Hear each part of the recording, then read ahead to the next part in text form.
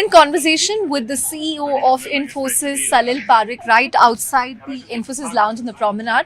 Salil, thank you very much for talking to us. You've now been here for a few days. I'm sure you've done a lot of client meetings. What's the overriding sentiment that you're getting from them for 2025? Because if you look at the US, there's obviously a lot of action after Trump took charge this week. But what are they saying in terms of budgets, spends? Yeah, you can use that. Thanks, Chandra. Thanks for making the time for us. So it's been very exciting sessions at the World Economic Forum. Of course, there's a lot of attention today on sustainability, on what we're doing with artificial intelligence and helping them. With respect to clients, what we have seen in my interactions, a lot of optimism in what they see in the US. So most of the clients that I've talked to have a view that the US economy, with all of the changes that are coming about, will be better, will be growing faster, and overall positive for the business. And in Europe, there's a view that there's a real focus on what needs to be done with the competitiveness of Europe overall. There are already places, for example, Spain, for example, the Nordics, which are doing well, and in the other areas to put the competitiveness together. With that, my overall sort of view as we are wrapping up the World Economic Forum is things are positive and looking better in terms of the economic outlook going ahead. Right. And the nature of projects, Salil, are we going to see more of these transformative deals, large deals? Because in the last 1.5 years, the nature of deals has been mostly cost takeout. How will that change? So there, we don't have a view which is in the medium term, but what we can see first, financial services, we started to see discretionary spend coming back, Yeah. US and then Europe, and then we saw retail discretionary spend starting to come back. Now, today, a lot of the deals are still cost takeout deals, but based on what we are hearing from clients, from large companies, over time we will see possibly more and more investment into technology, and that will mean large digital programs as well. Right. And in terms of the uncertainty around H-1B visas, how much of a concern is that for you? I mean, all companies say that, they have reduced dependency on H-1B over the years. But what impact is that likely to have? So there are a few things that have happened. We've also built a more resilient business model.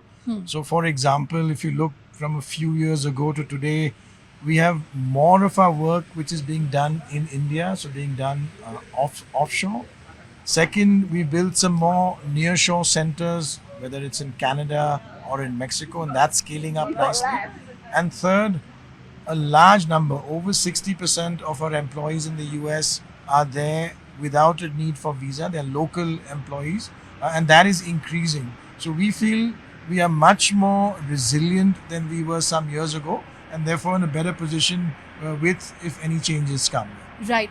Salil, a major global trend and something that's playing out in the US now is Project Stargate, which is a massive, I think, 500 billion investment into US's AI infrastructure. What will this mean for other countries? Because Microsoft is investing heavily behind this, $80 billion a year. What opportunities do you see? So there, I think the US is today one of the leading countries for AI innovation. Yeah. And what we heard in Stargate and in many other announcements with different US companies over the last few months is a huge step forward in making sure that innovation continues and they build out the infrastructure that is needed to drive that sort of a growth that will come from this AI. So our sense is that's a huge positive for the US economy. And my sense is many other countries outside of the US over time will start to do some things which are similar, and it will create another cycle of innovation. Right. One question that I wanted to ask you, where do you stand in terms of whether we should be building LLMs? Should we be focusing on applications? Where should India play when it comes to these things? Where will Infosys play? You have enough capital, but will you focus on LLMs? Will you focus on applications? What will add more value for you? So what we have sort of taken a step forward in, which we've shared externally, is two things. One, we have built 4 new small language models. These small language models are based on a narrower data set, so mainly a client data set and the Infosys data. So it's more Yeah. proprietary. For example, we built one for banking. Yeah. We built one horizontal for IT operations. So these small language models are very effective. Clients prefer them because they also are quite careful about their data, how it goes out, and also they don't want to build things on more external data because the possibility of hallucination could be higher for their need, meaning not for the broader need. So therefore, what we have seen is clients' focus and interest is much more on the small language model. That's what Infosys has built. And the second thing we've done is we have put together development for 100 agents, and some of these agents are already in production with our clients. For example, a research agent or an audit agent, and these agents are helping complete end-to-end tasks with our clients with some great benefits. So those are 2 major areas that we are investing in and scaling up with. Right. A quick follow-up question. So, will we see more small language models from Infosys going forward for various verticals?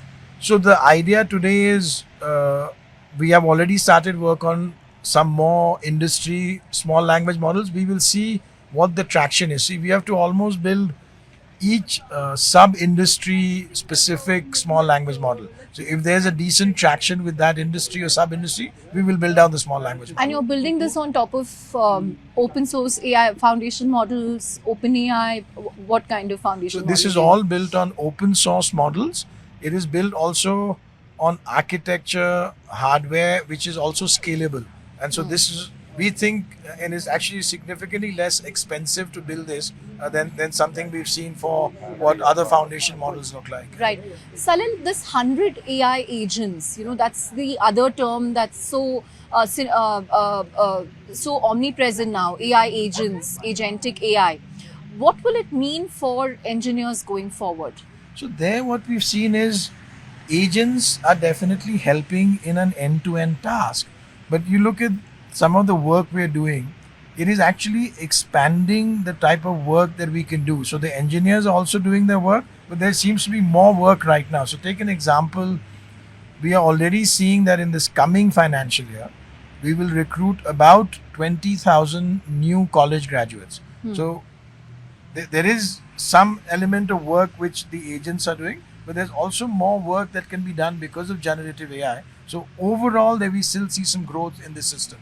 So, does that mean it will still be a net job creator? AI, it will not take away jobs? Is that At this stage, it looks like there will be more opportunities because to have, we have 320,000 employees. To have a view today that we'll hire 20,000 more, it's a net expansion of what we're doing. Right. Finally, Salil, what is your take on this whole debate around 70-hour, 90-hour work week? How do you view it? So there, first, I have no specific comment on the hours, but we've always maintained we are quite focused on making sure that individuals work hard, but we also want to make sure that they have flexibility because in this environment, everyone makes their own view on how they work and make sure that they deliver outcomes which keep all of their balance in mind. Great. On that note, thank you very much for talking to Moneycontrol. Thank you. Thanks, Chandra.